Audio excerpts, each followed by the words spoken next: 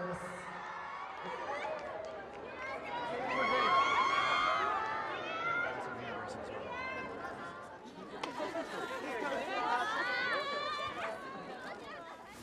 is an underlying political message to this movie that makes it very contemporary about racism, so I would like you to comment on it. In 47 Ronin, I play a half-breed, a gentleman who's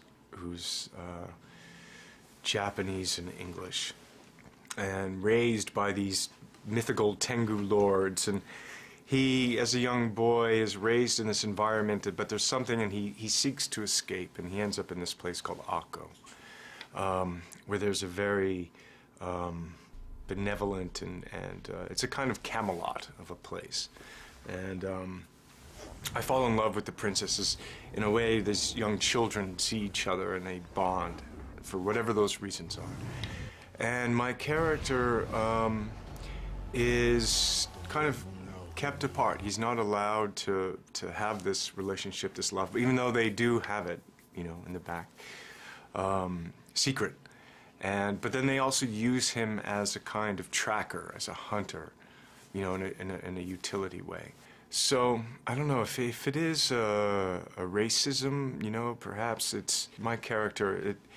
He understands being an outsider and not necessarily being allowed in necessarily. Yeah, but your character is kind of the unifying force. Yeah, definitely. You know, the character, because of his past, he was trained in a certain way, and he has the ability to sense and see witchcraft. He has a connection to nature.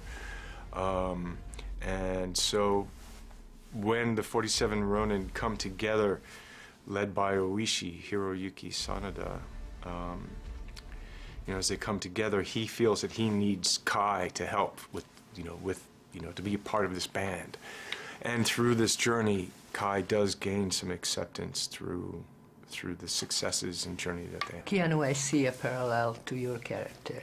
You are somebody who is, you know, who has made a choice in this town and in the industry to very smartly to stay kind of out of it and have a perspective and be somebody who can have that kind of zen about him. Okay. Am I off, or the smile is kind of saying, yes, you're right? You know, I don't know. I think, you know, certainly, I went to a lot of different schools when I was a kid, and so maybe, you know, and being, you know, my Hawaiian side and living in Canada and then traveling there, it's like you're accepted, but you're not accepted, but you're accepted, you know. So there were things that I could think about and bring from personal experience to the role of Kai. And Kai also taught me, you know, so, and we created this other thing. Part of this movie was shot in Budapest. Yes. And of course, you know, when I posted the news that I'm going to see you and we're going to have a conversation, everybody went wild, and they have all kinds of messages for you, but one message in particular comes from a lady who traveled to London to meet you on the book signing. Oh, yeah. Can you talk about a little bit of your Budapest experience? Yeah, you know, I was mostly working, so I didn't get to see a lot, unfortunately. You know, it was like where I was living to then going to the stages to work or training. But, you know, I had the chance to meet some people, and it was very nice. And I had the chance to do one day for a motorcycle ride. Where did you go? I don't know. I just went out, and then I came back. You know, I had a really great time being there, and hopefully, you know, people enjoy the film. Christmas is coming up, so... Christmas! Yes, where are you going to spend it, and any message for Christmas?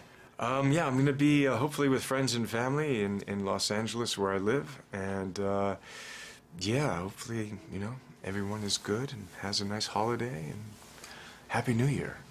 Happy New Year to you.